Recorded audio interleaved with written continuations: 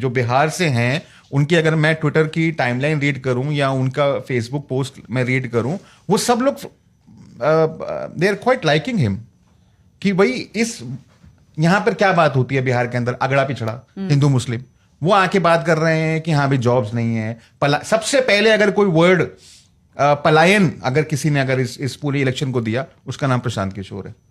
पलायन जो हुआ है, प्रशांत किशोर की हम लोग बात कर रहे थे, पहली पार्टी मतलब कि जिसने 51 सीट्स सभी बिग चंक का ऐलान कर दिया, प्रशांत किशोर ने ऐलान कर दिया। और प्रशांत किशोर ने इस पे क्लैरिटी रखी कि हम सारी सीटें लड़ेंगे, चिराग आए ये वो कुछ नहीं, ठीक है। अगर आप कैंडिडेट्स की लिस्ट देखें, मैं देख रही थी बड़े गौर से, उसमें एक पूर्व डीजी होमगार्ड आरसी मिश्रा, उसमें एक बहुत जाने माने गिरी साहब वकील है, उसमें एक बहुत जाने माने प्रोफेसर है मैथमेटिक्स के, और बहुत जाने माने डॉक्टर है। तो पूरा जो ईमानदारी का जो प्लैंक है और बिहार की जनता ही किंग होगी, उस पे प्रशांत किशोर की बहुत क्लैरिटी है। मैं अग्री नहीं करती कि बीजेपी के भीतर ये संशय नहीं है कि Prashant Kishor upper caste vote को डैमेज कर रहे हैं। कांग्रेस में भी प्रशांत किशोर को लेके एक बड़ी इनकी वॉर रूम में बैठक हो रही थी।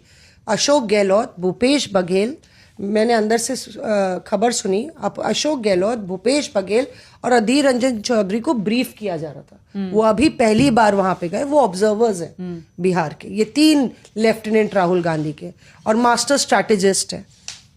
अशोक गहलोत को आप तो जानते ही हैं, जादूगर। उनको जादूगर कहते हैं। भूपेश बघेल भी क्राइसिस मैनेजर है, और अधीर रंजन चौधरी का अपना ग्राउंड के नेता है।